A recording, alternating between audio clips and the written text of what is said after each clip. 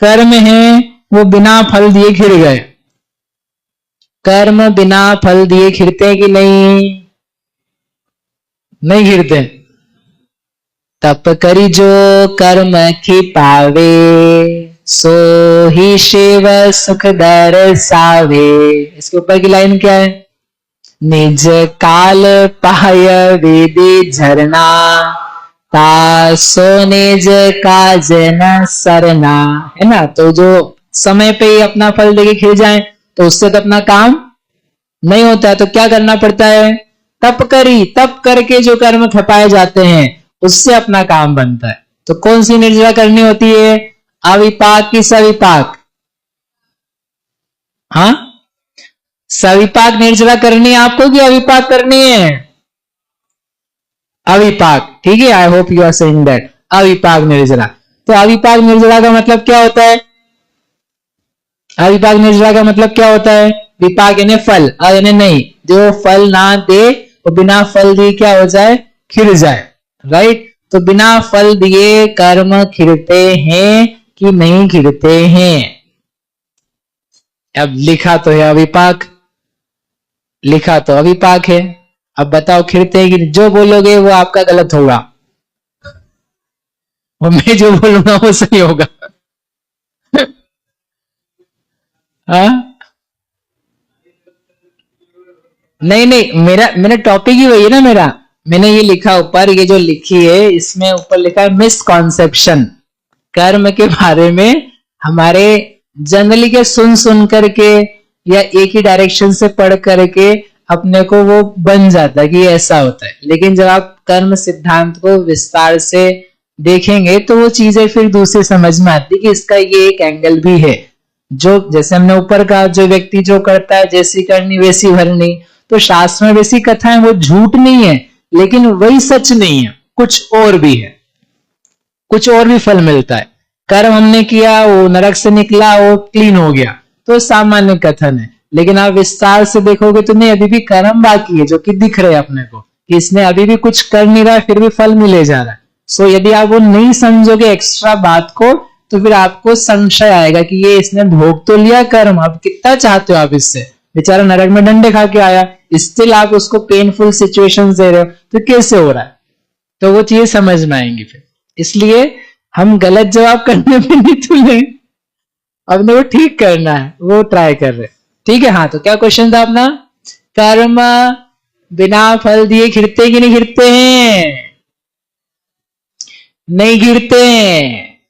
एक भी कर्म बिना फल दिए नहीं खिलता है। कोई जादू नहीं होता है कर्म कि बोला हो मैं तो तब कर रहा हूं, तुम पिछली गली से क्या करना, निकल जाना। ये कोई अजीब सी बात है? सिंपल सी बात ये है, आने का दरवाजा, कर्म के आने का दरवाजा क्या है? बोलो जल्दी। आश्रव। योग से, आश्रव से कर्म आता है। जाने का दरवाजा कौन सा है उसका? निर्जरा है। अब जब निर्जरा होगी तो कर्म निर्जरित होता है, यानी कैसे होता है? सविपाक, उसका विपाक आता है, और ततश्च निर्जरा, उसके बाद में निर्जरा होती है। अब वो कर्म जो जा रहा है वो कितनी इंटेंसिटी से जा रहा है उसको लेकर के हम अविपाक सविपाक बनाते हैं। बाकी उसके पार्टिकल्स जो है उसमें अनुभाग नाम की जो शक्ति है वो जीरो हो जाए, वो बिल्कुल भी ना रहे, और फिर वो निकल जाए, फिर आप बोल सकते हो कि बिना फल दिए खिल गया है। कोई कर्म है, यदि वो बिना फल दिए जा रहा है यानी जा रहा है, तो निर्जरा तो हो रही है, निर्जरा आप नाम भी दे रहे हो, लेकिन उसकी जो इंटेंसिटी है, शक्ति है, शक्ति, वो शक्ति उसकी जितनी द्विस्थानी, त्रिस्थानी, चतुस्थानी जो सा भी हो, उसको आप जीरो पे ले आओ, बिल्कुल जीरो पे ले आओ, और फिर वो कर्म जा रहा है, तब तो हम मानेंगे क्या कि ये कैसा गया है? बिना फल दिए गया, क्योंकि इसके अनुभाग में कोई दम ही नहीं बचा था, अनुभाग था ही नहीं इसका।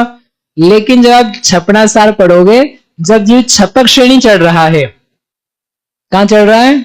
छपक श्रेणी 10 से 19 स्थान तक पहुंच गया, उस समय तक भले संसार में जैसा अनुभाग था लोभ का, वो वाला अनुभाग ना रह जाए, लेकिन सूक्ष्म कृष्टि जैसा अनुभाग उसको अभी भी कर्म के पार्टिकल में बाकी है, तब तो उस गुणस्थान का नाम सूक्ष्म सांपरा है।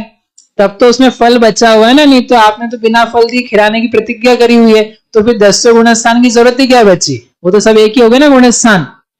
इसका मतलब ये है कि कर्म फल दे रहा है, कर्म के पार्टिकल्स में शक्ति बची हुई है, और जो बची हुई है उसका नाम है कि कर्म बिना फल दिए नहीं जाते हैं, फल देकर ही जाते हैं। तो हम तो लुट जाएंगे, अरे कोई लुटाई नहीं होगी। काम किया जाता है, काम अधिक शक्ति से हीन शक्ति में कन्वर्ट किया जाता है, घात किया जाता है। चतुस्थानी को द्विस्थानी बनाया, द्विस्थानी को एक स्थानी बनाया, एक स्थानी को और उसकी जघन्य शक्ति से नीचे लाके खींच दिया, इतना सब कर दिया, उसका नाम है हमारी अविपाक निर्जरा। समझ रहे हो आप बात को? बहुत ज्यादा किसी को हानि हो रही थी, बहुत ज्यादा लोन चुकाना था, बस ये दृष्टांत देके पूरा कर रहा हूं कि एक व्यक्ति ने 1 करोड़ रुपए का लोन लिया, और लोन लेकर के उसको चुकाना चाहता है, चुका नहीं पा रहा है, लेकिन वो बहुत बहादुर था। समहाउ कोई घटना घटी, किसी टेररिस्ट ने कोई चीज को कैप्चर कर लिया, उसने बहादुरी दिखाई, बहादुरी दिखा करके 150 लोगों को छुड़ा लिया। तो सरकार ने कहा इसको इनाम देना है। बोले क्या चाहिए इनाम? अरे मेरे पे कर्जा है बहुत ज्यादा। ठीक है, कर्जा तुम्हारा क्या करते हैं, कम करा देते, माफ करा देते हैं, लेकिन एक काम करो, सेटलमेंट करना है तो तुम्हें कुछ देना चाहिए, डू दिस, 100 रुपए आप दे दो, उसको जमा कर दो, और बाकी के सारे हम आपको राइट ऑफ करवा देंगे, उसको सेटलमेंट करा देंगे। तो उसने कितने रुपए दिए? 100, और 100 रुपए देकर के उसका कर्जा था वो माफ हो गया, खत्म हो गया, सेटलमेंट हो गया। तो बताओ उसने उस कर्जे को चुकाया कि नहीं चुकाया? उसने उस कर्जे को चुकाया कि नहीं चुकाया? चुकाया। तब दोनों ही उत्तर है हमारे पास, चुकाया भी है, और अरे काय का चुकाया है, कुछ नहीं चुकाया। 1 करोड़ का कर्जे को किसमें लाके खड़ा कर दिया उसने? 100 रुपए में हो गया, कुछ भी नहीं है वो। महान द्रव्य के आगे उसने अल्प द्रव्य दिया, उसकी कोई कीमत नहीं है। उस दृष्टिकोण से कहते हैं अविपाक निर्जरा, कर्म बिना फल दिए खिल गए। लेकिन आप वास्तविक दृष्टि में जाओगे, कुछ तो आया उसका फल, कुछ तो उसको देना पड़ा था। तो ऐसे ही जो 4 स्थान वाला अनुभाग था वो बदल करके 1 स्थान में रह गया, 2 स्थान में रह गया, परिवर्तित हो गया किसी और में।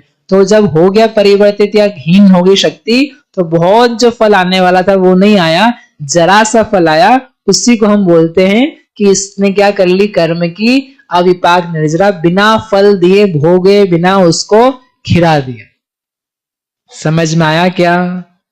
नहीं भी आया तो कोई बात नहीं, आज का टाइम पूरा हो गया।